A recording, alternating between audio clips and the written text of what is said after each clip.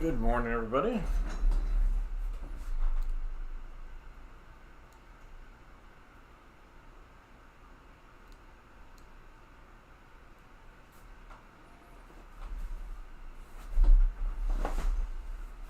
Let's get our little morning study done. Bright and early. Looks a little more on costumes and things, but I think this guy will fit nicely down here.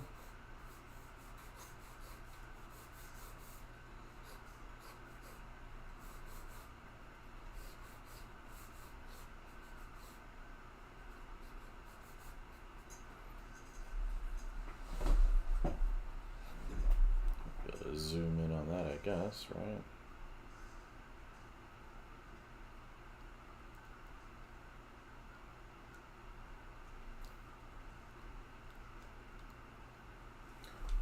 Zoom on above a little bit.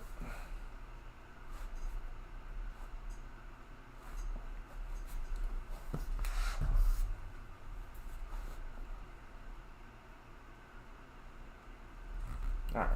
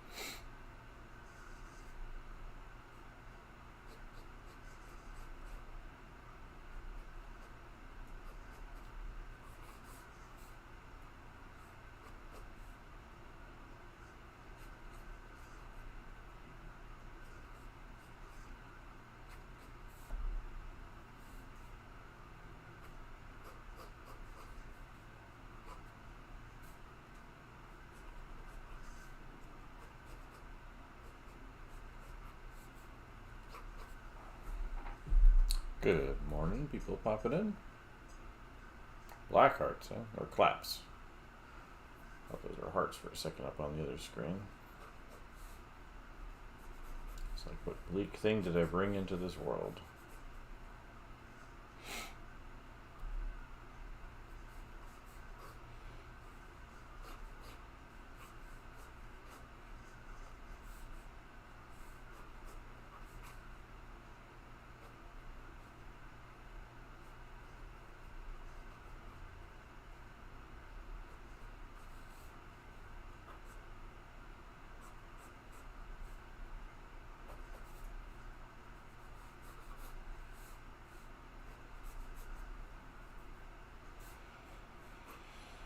Let's see, wrist there, different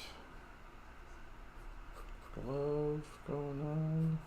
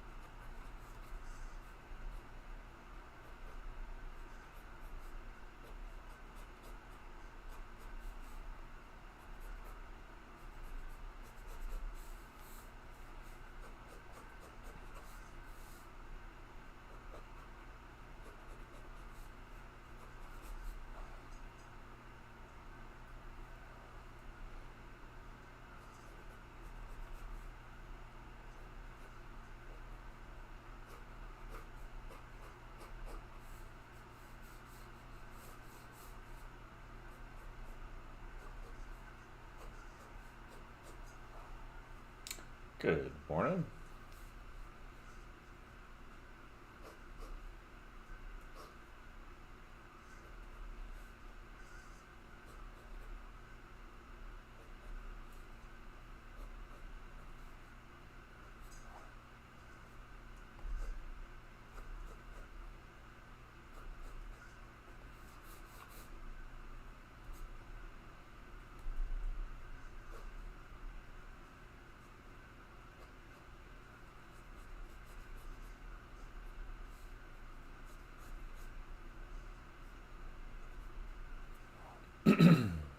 Good morning, everybody coming in.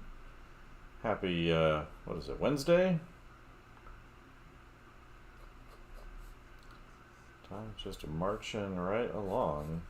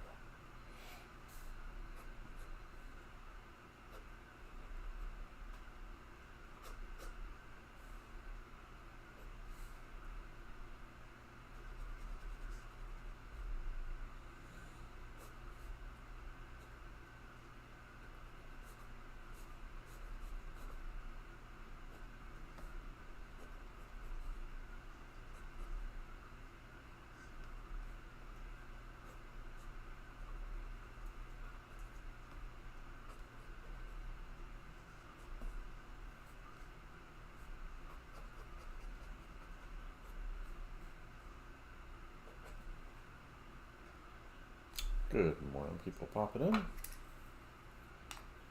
Guess I got to reorient that just a little bit. There we go.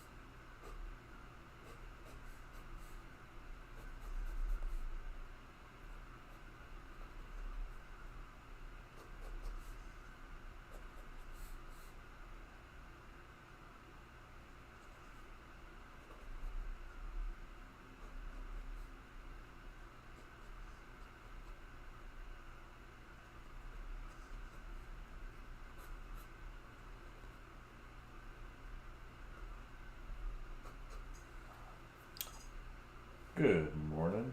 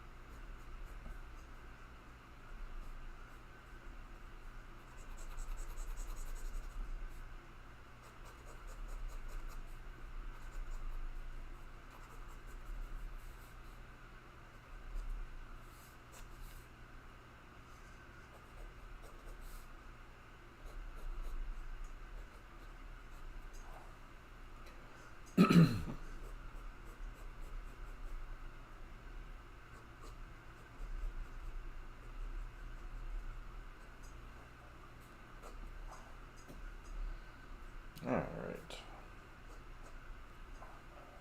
Got some ink on that, huh? I'm gonna go with this guy. Needs to be a little bit more, I guess, expressive. Calligraphy brush.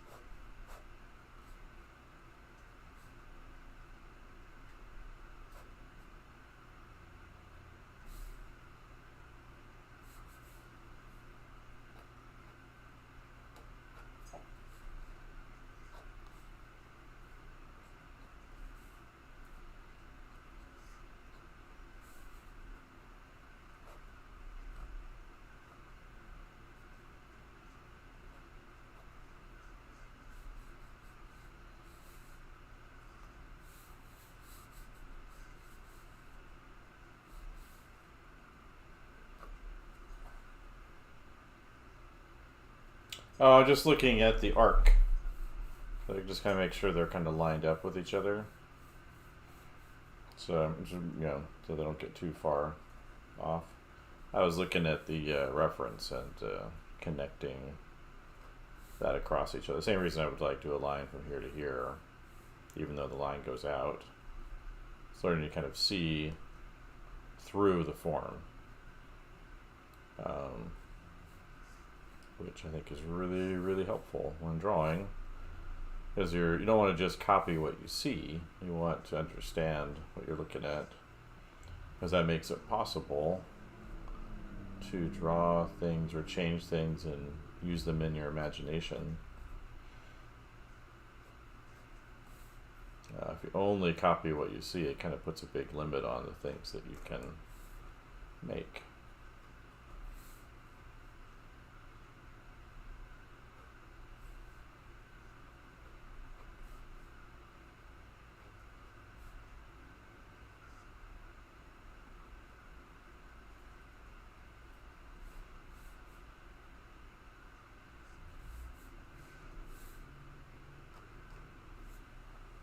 So you'll see that a lot in gesture drawing or other types of drawing where that's helpful.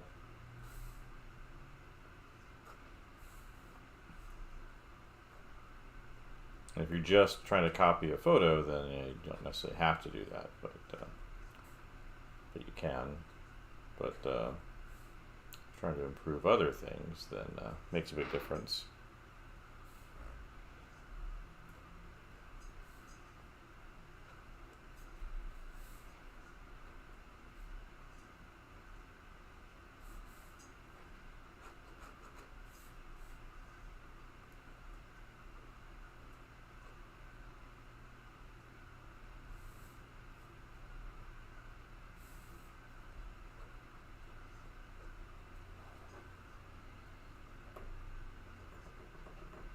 Good, more people coming in.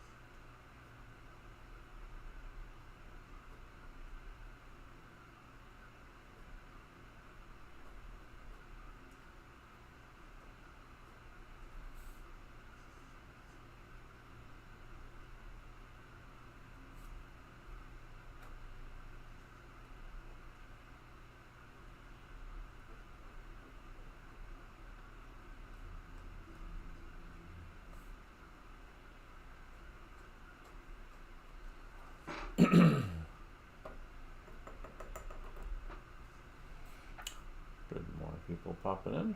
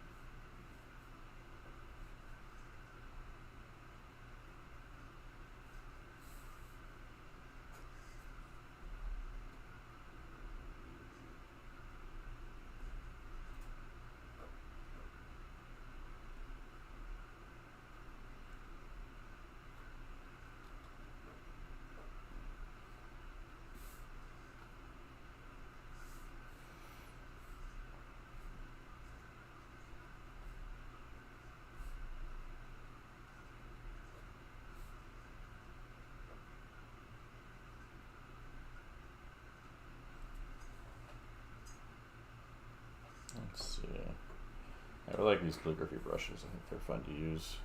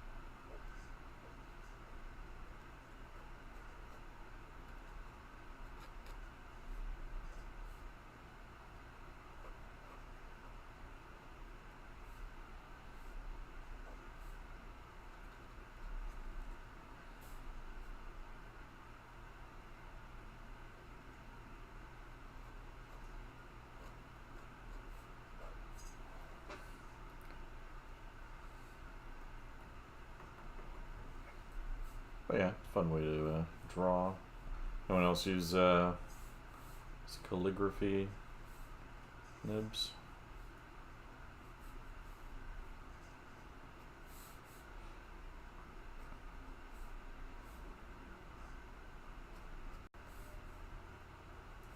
I just wonder if they wear out. Because I have one that I had for a long time. I bought this one recently just because I wanted to see if there was a difference, but I haven't really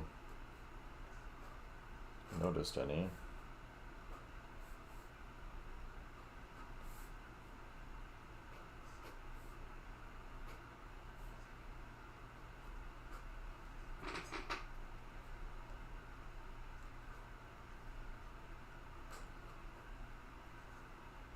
Yeah, they're nice, I think it's a Type C.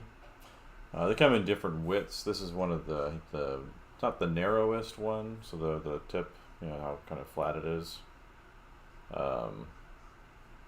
But it's not they have wider ones too. I like because you can like pull a long straight line really easily because you kind of balance off of it.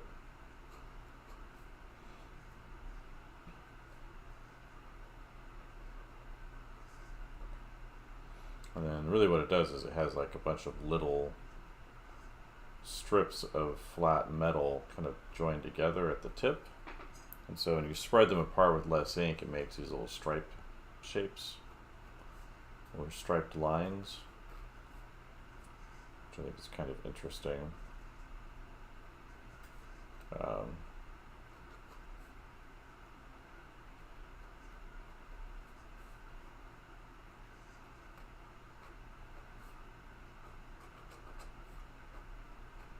I just want to fill that in with black. Same with you. Except for maybe the edge there.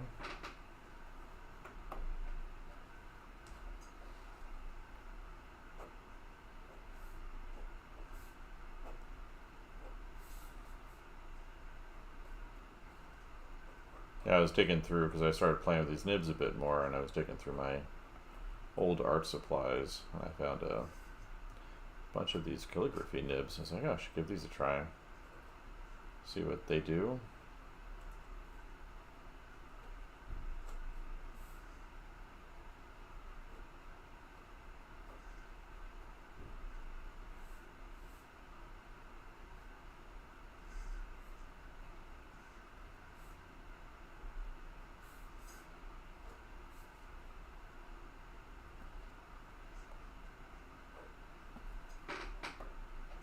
So I thought I'd give them a go.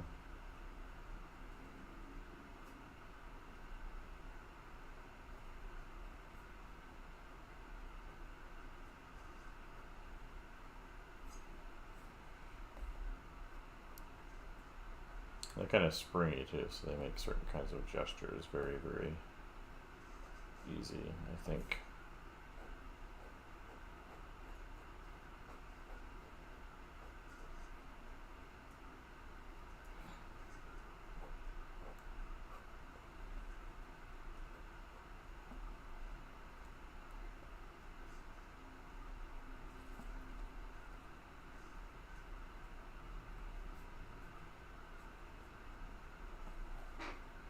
So I like that about these.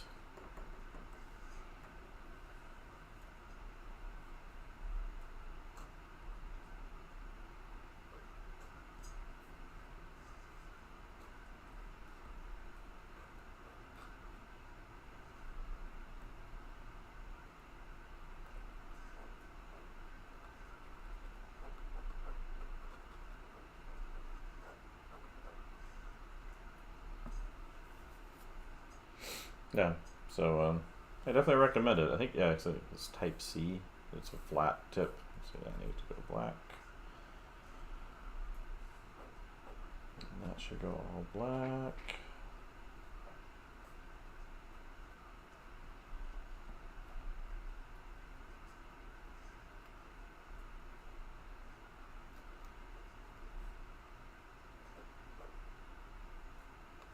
Get a lot of detail with them too, without needing too many other things. Circles here will be a little bit tougher, but I'll do that with something else. Put on his glove there. But again, it kind of forces a kind of direct gesture, just because it slides that way really easy and pulls down, so you kind of get these contrasting lines on here.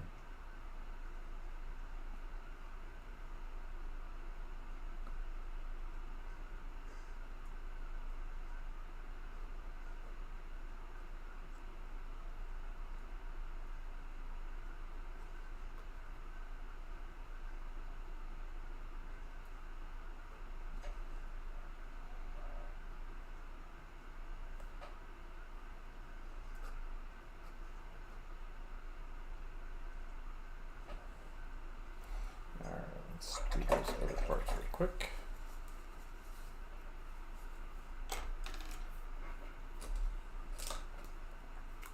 Actually, not you. You.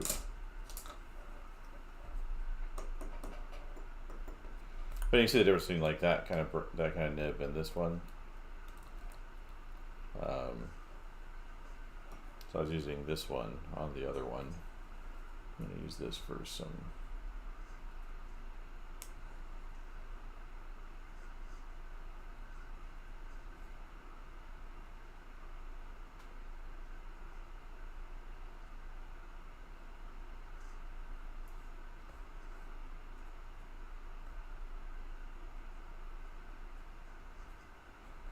Some of the details on here.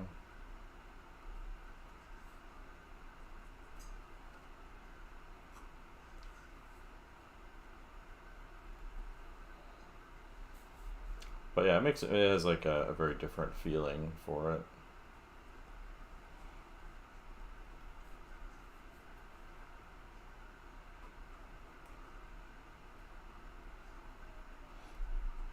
I've been trying to find kind of different modes of texture and expression with these studies too. It is hard to get that kind of fine effect with the calligraphy one. This one I can kind of draw sideways on the tip of it, and it comes out pretty easy. Just because the calligraphy one puts down a lot more ink more quickly.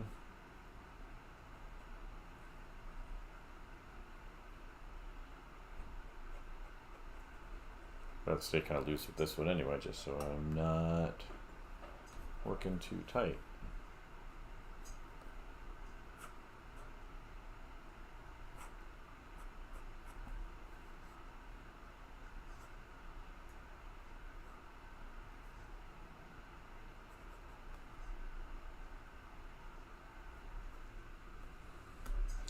Let's get this brush in there.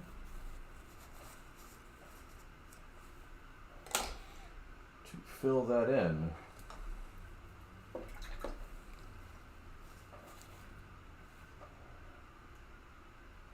Got my trusty, this one I need to get some treatment on there. It's a little spiky.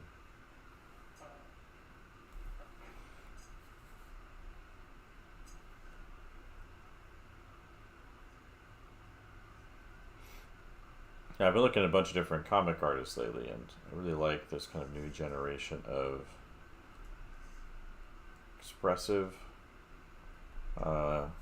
traditional ink users like James Heron and Daniel Warren Johnson and Sean Gordon Murphy,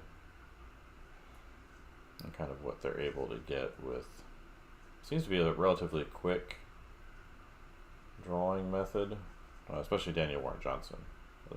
Other ones I think take a little more time, but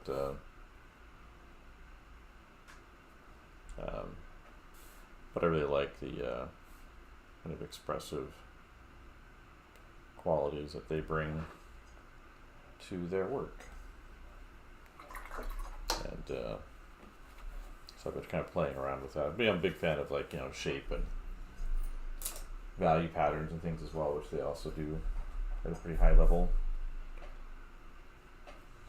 Especially Mr. Murphy there, Sean Gordon Murphy.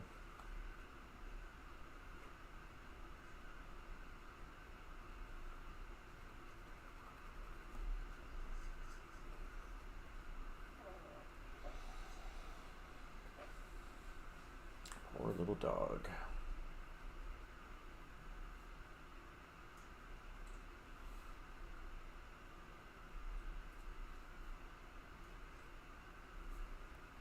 Yeah, if you're not familiar with those artists, definitely check them out.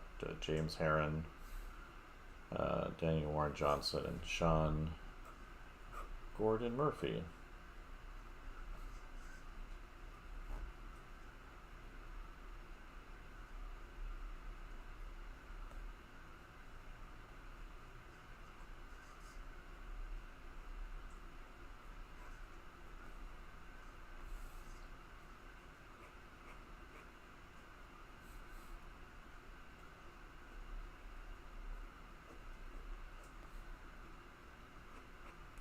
And one of the things I noted from Sean's work is it says he takes a 70-30 rule most of the time with his light and shadows. So he likes to indicate that shadows are either 70 or 30% of any image he does, especially any complicated composition. It helps him kind of keep things organized that way, which I think is pretty smart. So I like that he's doing that. Makes for strong images. Alright, let's get the other brush. Get some white ink.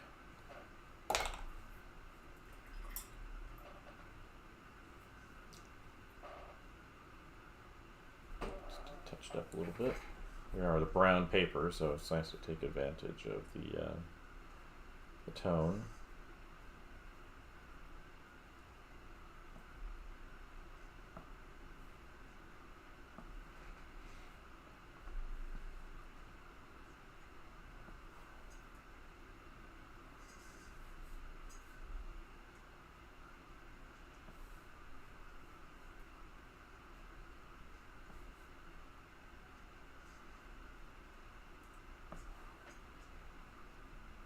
Yeah, James Heron, Daniel Warren Johnson, Sean Gordon Murphy.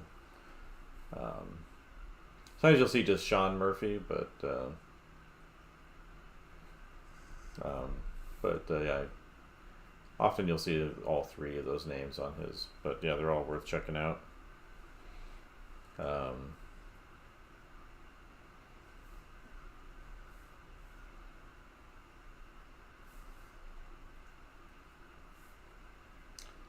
Yeah, Sean doesn't have as much on YouTube. He does have a few things. Like, he has a YouTube channel that he was using when he was promoting a Kickstarter a while back, but he didn't really post that much. But he has like some videos there showing his process, and there's a few videos of him, I guess, at some other school, and he's demoing to some students how he works.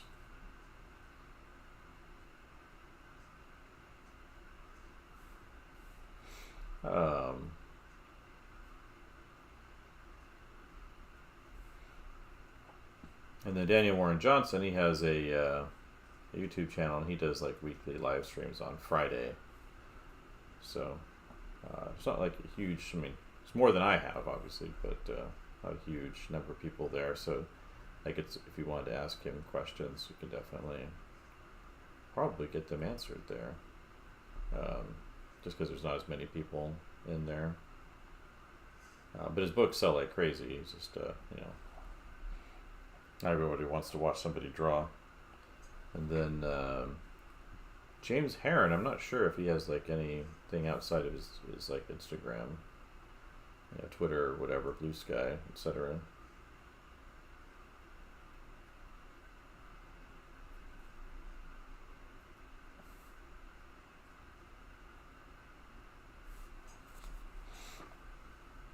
So,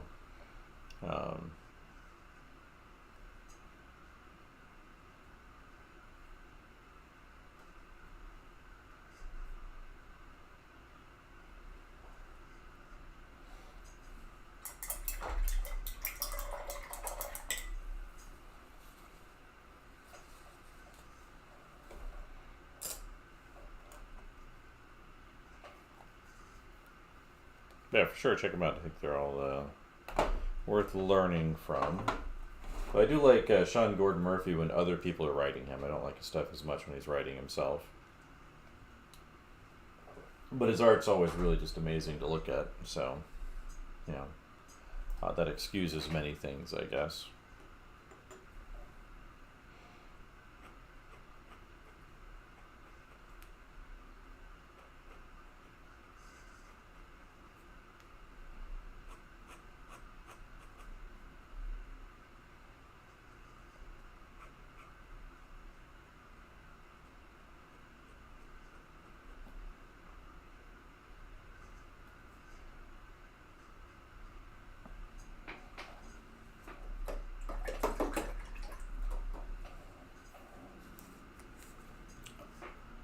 Alright, let's do a little facial expression to pair with that.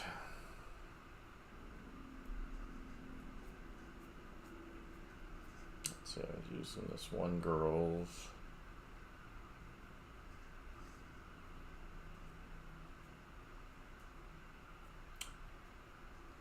Where did I put it? There we go.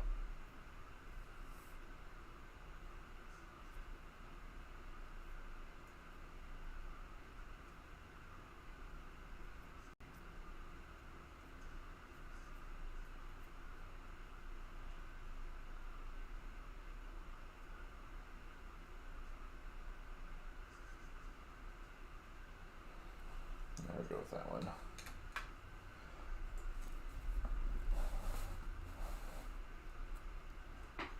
Oh, he has it's kind of a trope that you see, but basically he likes to flip things upside down, but he does it every time, so it just kind of gets tiring to me. So, like, he did a series with Batman, and called White Knight, and like it's gorgeously drawn. Like, he's also one of the things he's really great at, in addition to like storytelling and characters in terms of conveying a story and drawing characters and environments. He's really great at vehicles, and so it has like all the different Bat vehicles in it from different properties, and like they're all just really beautifully drawn. The book's about the Joker going sane, and what it kind of does in the book is it points out that Batman's really the problem, because if you see Joker go insane like this, then and then you see kind of all the the damage that Batman has done.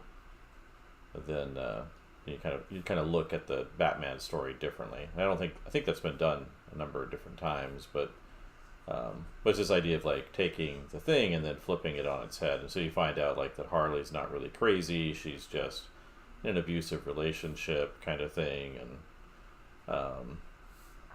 and so she's kind of leading Batman around a lot by trying to get him to reform his ways, while the Joker, goes between being crazy and being sane, and then solving city problems in kind of more normal ways. And so it's kind of this deconstructionist approach to Batman.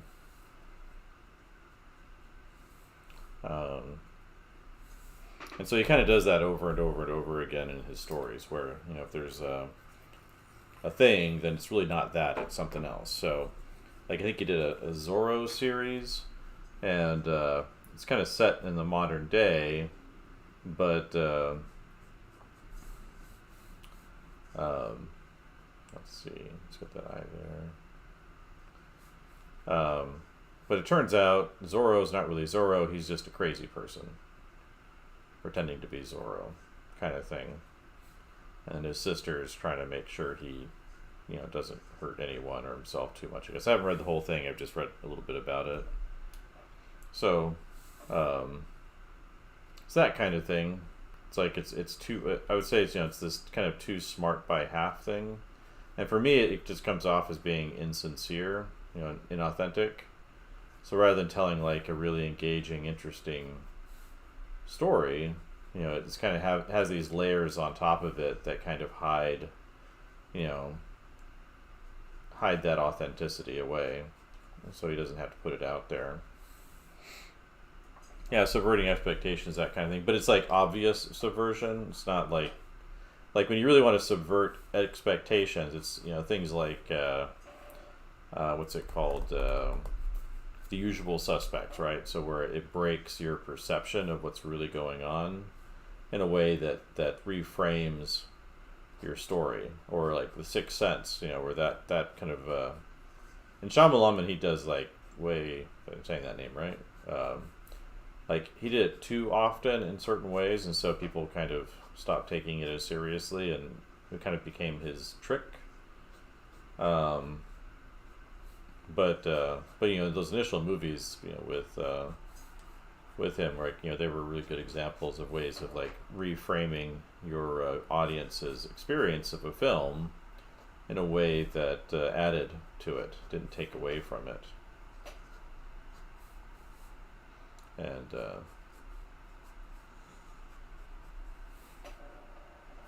so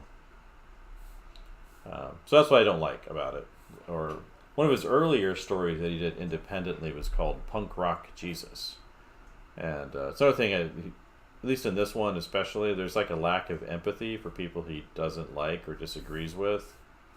So rather than like seeing them as people, he sees them as like symbols that he can manipulate into being his tools. So it's a type of inauthenticity. And I'm not sure what's driving it, but basically in that one, there's a mega church, mega Christian church, evangelical type thing, that claims to have acquired some Jesus DNA.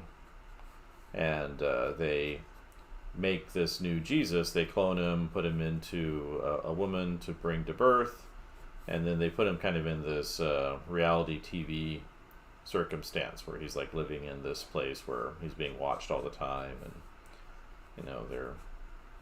the church is using it for donations and things. But what you kind of see in the story is he doesn't really show any good, what what people would think of as like good Christians. And I'm not really like a church person at all, but he doesn't like there's no empathy for Christians in there at all. Like it's just they are mindless monsters or money grubbers, and so there's like it's kind of a lack of empathy for people that he's maybe upset with. Maybe he had a bad upbringing or something that he's really annoyed with, or I don't know, but there's no empathy for any of those people. And I just couldn't imagine him making that about like any other religious group. So try doing that with Jews or Hindu or whatever. And I just don't believe it. And so it's that kind of thing. But the book is gorgeous, actually. I do recommend people pick it up if you're interested in comics, because it is in black and white, and he does show a lot of his story, like his picture telling story process, which I think is really, really good. I think he does a great job telling a story. Yeah, it's kind of it's, yeah. So yeah, the baby, the Jesus kid, he escapes and joins a punk rock band, and things go about as well for him as you would expect for things to go for Jesus, right? Um, but yeah, but yeah, you can get a hardcover. It's like I do wish there was like a larger edition, but it's this kind of standard size. But it's hardcover, and then in the back it has like his thumbnails, kind of his process for finishing pages. It's all black and white, so it's just his inks. Lots of his pencils are in the back as well. So I think it's a really great resource if you want to kind of understand his approach and technique if you're an artist. But again, like it's kind of cartoonish in his approach.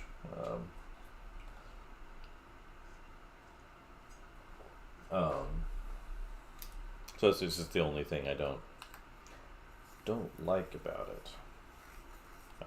But again, I have a copy. It's right behind me on the bookshelf. So I show it to my students when I bring his stuff in to the classroom.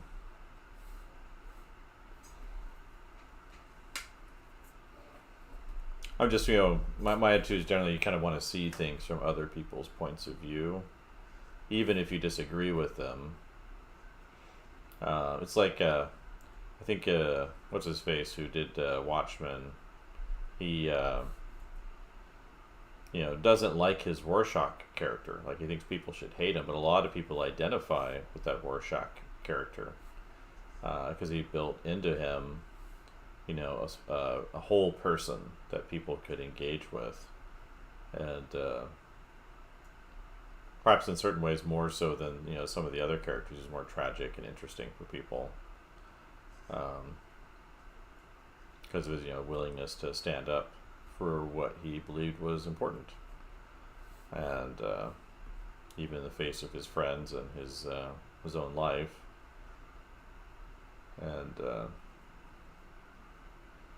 his face, Alan Moore didn't think people should identify with him, even though he wrote him that way as like a whole person.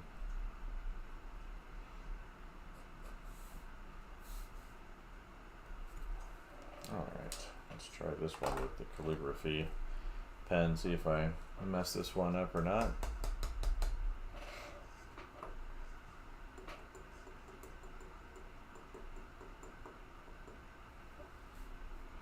Start with the relatively easy area.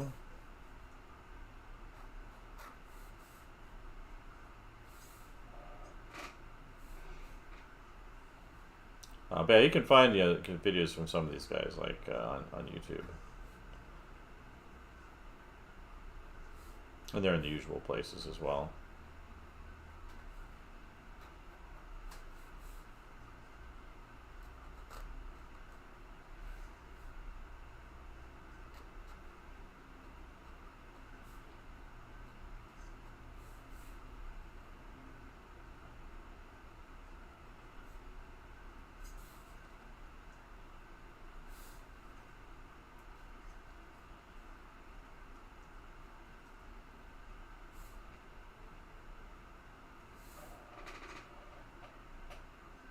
Yeah, that's true too.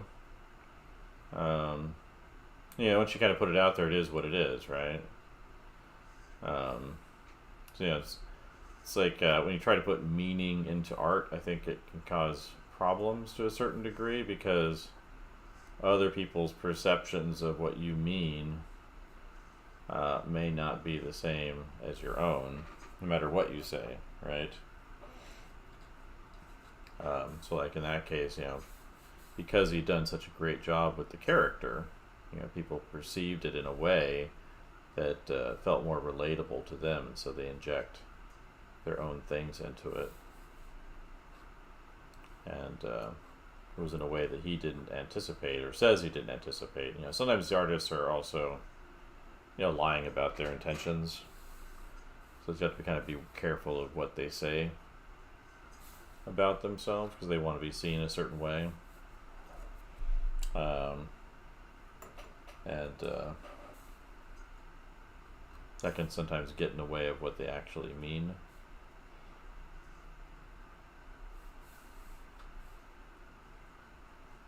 It's like, I'm sure if you were to ask, you know, Sean Gordon Murphy, he would just say, well, I'm just talking about a specific kind of person, you know, the mega church backwoods person or something like that. But even then, that still reflects a kind of lack of empathy for people.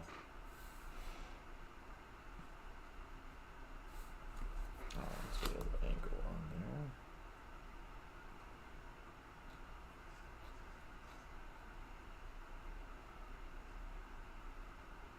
there. It could just be my own hesitancy for being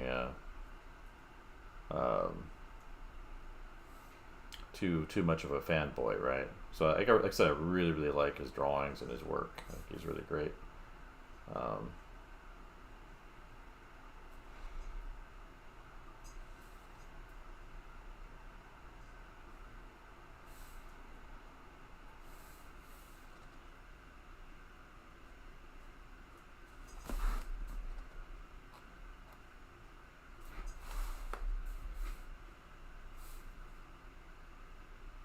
Yeah, if you're interested in art, it's definitely a great one to check out. The punk rock Jesus. There's a polar bear. I forget why the polar bear in there is in there. I think it's just in there to be in there.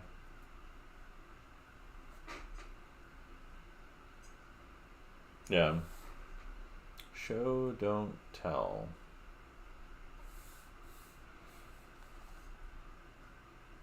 Yeah, for me, if you have to like explain too much, you've definitely failed at storytelling. And he does a great job of, I don't think he has to explain everything in there. I think he does a really good job of doing his own thing. You can also get like these larger editions for some of the other books he's done. So he did a series called what's it called? Tokyo Ghost. And you get like this large library edition. It is colored, but it's pretty big, which is nice. And kind of lets you see all the details. And there's a lot of like extra stuff in the back that's of interest to artists. Kind of like a crazy situation. It's like a weird retro future thing. And people are addicted to drugs and games and entertainment. It's Rick Remender. He does a bunch of editions like that are large. I try to pick up them when I can, especially if it's an artist like that. So I've got that series. I've got another one he did called Low with great Brazilian artist Greg Tocchini, and so I guess they've done two books together because he did The Last Days of American Crime, which was I think a movie. It wasn't a very good movie, but they did make a movie out of it.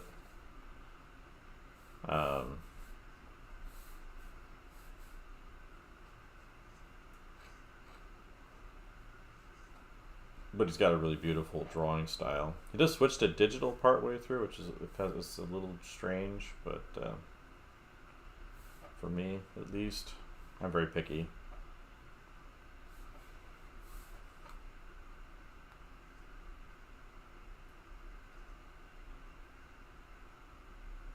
But a lot of it's done kind of like with watercolor and then colored over with digital, like almost like a watercolor drawing.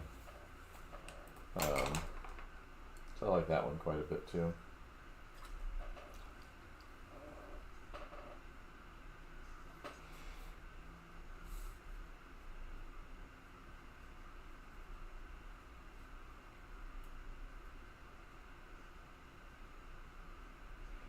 Get these filled in, add some little pockets of light, and then I think we're going to call it morning study so I can get ready for class. We got stuff to do today. All right.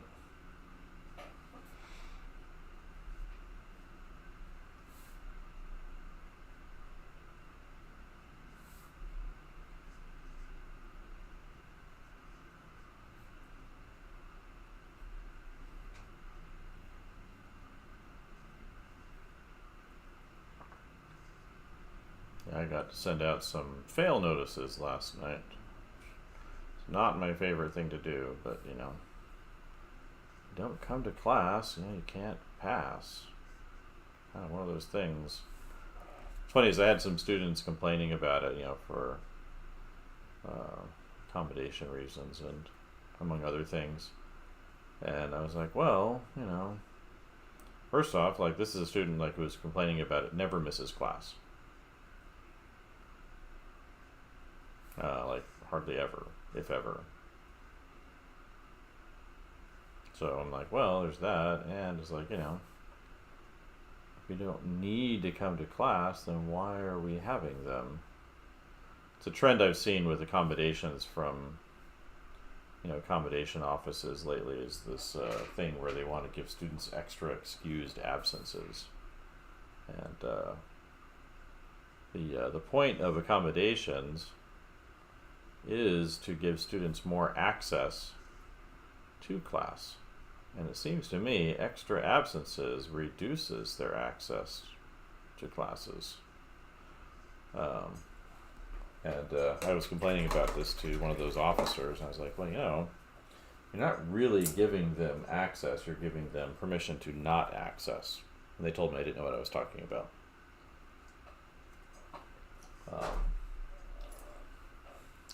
Gotta love those people.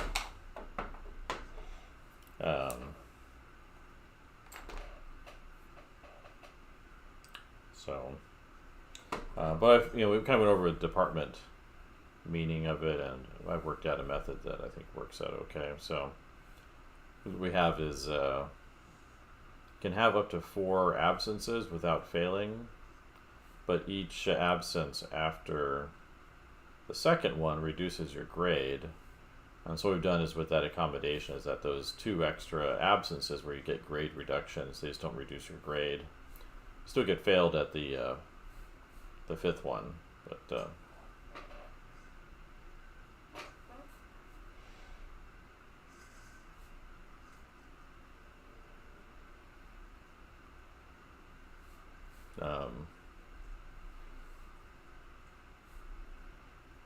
it's the problem kind of being ruled by administration, which I don't like.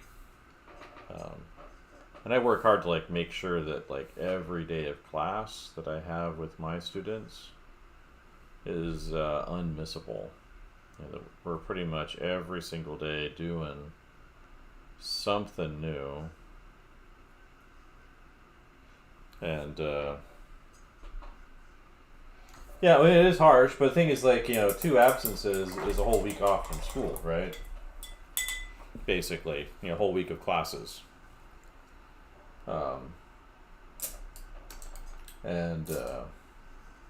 So we're getting into 3 days of class, and in a semester, there's only in our school, in terms of class days, there's 28 days of class, and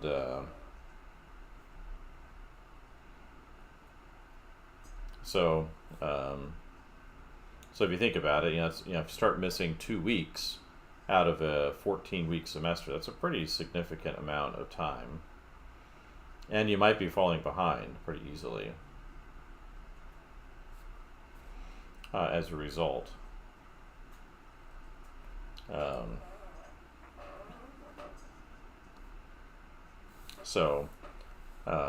again, I try to make all my classes unmissable. So if you start to miss class, suddenly you're falling behind, because we're not just doing drawing the figure every day. We're drawing, working on our concept stuff, developing processes, and getting demos.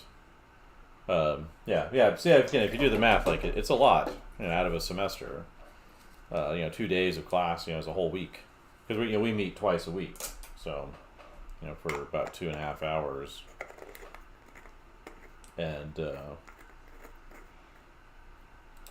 so it's a pretty significant loss for the student. So again, it harms the student to be absent, because they're not getting in the activities, the feedback, the exercises, etc., that we're doing in class, not just the demos. And I give my students a lot of demos. I record stuff live in class and put it online for them to access. But anyways, they can miss up to 2 weeks without failing, And so 2 weeks out of 14, that's a pretty good chunk, half a month. And yeah, so my attitude actually in general would be to, if we're required to take attendance, so we have an attendance policy, my attitude in general would be like to not take it at all. And then if students want to come, they can come, and obviously those that don't would fail. Which is what you see anyway, right? So students missing class, they fail.